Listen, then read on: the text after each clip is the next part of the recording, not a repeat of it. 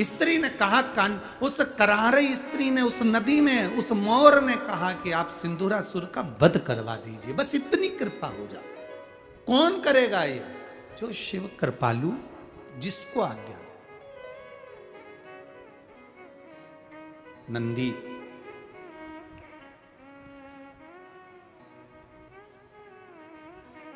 माता पार्वती जी के पास वापिस आया।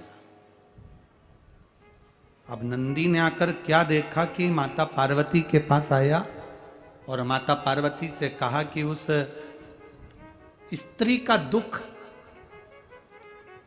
केवल एक ही साधन है। कोई उस सिंदूरासुर नाम का असुर है, सतयुग में दूसरा रूप ले लेता है, त्रेता युग में दूसरा रूप ले लेता है, द्वापर आता है तो दूसरा रूप ले लेता है, कलयुग आता है तो दूसरा रूप ले लेता है। उसका संहार करना, उसको समाप्त करना।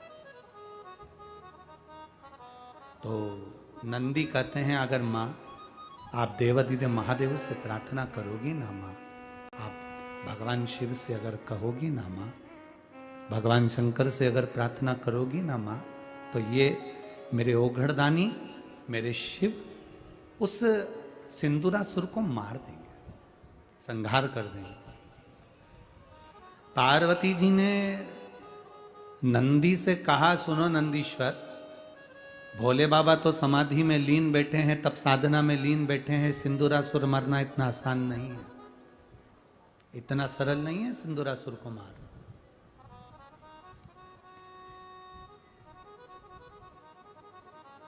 फिर करें क्या?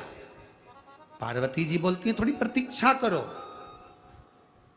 समय निकलता गया, नंदी फिर आ गया।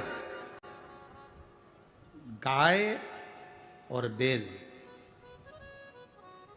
इनकी आदत होती है, दरवाजे पर अगर रोटी मिल भी जाती है ना, रोटी खाकर चले भी जाते हैं, थोड़ी देर बाद में फिर वापिस आ जाते हैं। बोलो सही है कि गलत है?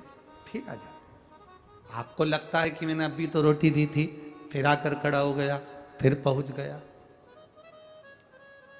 फिर आ गए तो वापिस ना ना।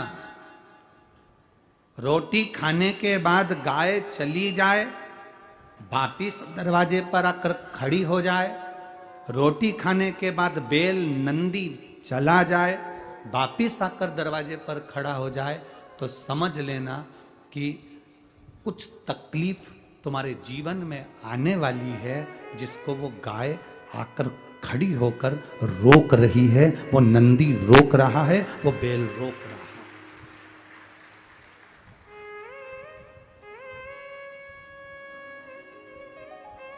वो रोक रहा है।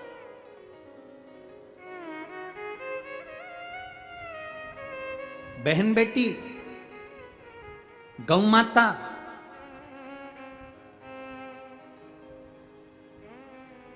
एक ऐसी होती है जो आने वाली तकलीफ को रोक देती है। तुम्हारे घर की बहन बेटियां अचानक तुम्हारे दरवाजे पर आ जाए, तुम ये मत सोचना कि 500 का लिफाफा देना पड़ेगा, 100 का लिफाफा देना, ना ना ना। बहन बेटियां अचानक आ जाए, समझ लेना।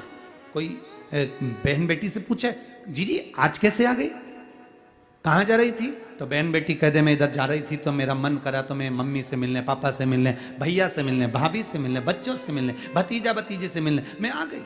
अचानक अगर बहन बेटी आ जाए, अचानक गौ माता आ जाए, समझ लो कोई काल आने वाला था, उसको टालने के लिए बहन बेटी और गौ माता आ गई, अचानक आ गई है। छत्तीसगढ़ में जो 7 तारीख से 13 तारीख तक पितृपक्ष में जो कथा सुनेंगे अपन, उस कथा को जब हम श्रवण करेंगे, गो पितर शिव महापुराण की कथा है। गो पितर, उसको श्रवण करना कि गाय को रोटी क्यों दी जाती है। ये पोला का त्योहार यहां मनाते हैं महाराष्ट्र में, बैल की पूजन, ये त्योहार क्यों मनाया जाता है? धर्म की पूजन, बैल की पूजन, नंदी की पूजन क्यों होती है? क्यों शंकर भगवान ने नंदी को अपने पास में रख लिया? शंकर जी पे जल चढ़ाने वाले को पितृदोष क्यों नहीं लगता?